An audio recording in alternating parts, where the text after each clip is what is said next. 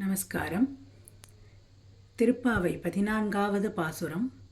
உங்கள் புழக்கடை தோட்டத்து வாவியுள். இந்த வண்ணக்கோலங்களுக்கான சொற்றொடர் செங்கழுநீர் வாய் நிகழ்ந்து ஆம்பல் வாய் கூம்பினகான்.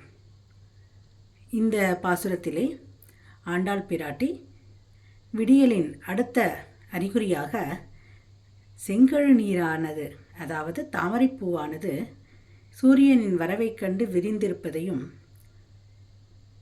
ஆம்பல் அதாவது அல்லிமலர் சூரியனின் வரவில் அது மூடியிருப்பதையும் குறிக்கிறது.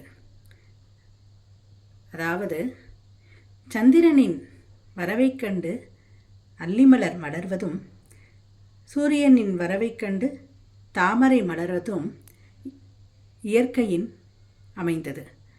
ஆக சூரியன் வந்தவுடனேயே அல்லிமலர் மூடிக்கொள்வதும் தாமரை மலர்வதும் வாடிக்கையான ஒரு செயல். அவ்வாறாக இந்த அல்லிமலர் மூடி தாமரை மலர்ந்து இருக்கும் இந்த நிகழ்வானது விடியலின் அடுத்த கட்டத்தை காண்பிக்கிறது என்று ஆண்டாள் நாச்சியார் சொல்கிறார். இதில் இன்னொரு விஷயமும் அடங்கியிருக்கிறது.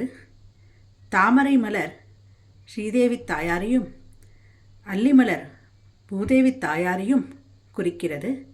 ஆக ஸ்ரீதேவி பூதேவி நாச்சியார் இருவரையுமே குறிப்பதாக இந்த பாசுரம் அமைகிறது.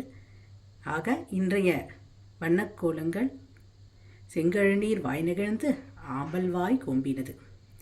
ஆண்டாள் திருவடிகளே சரணம்.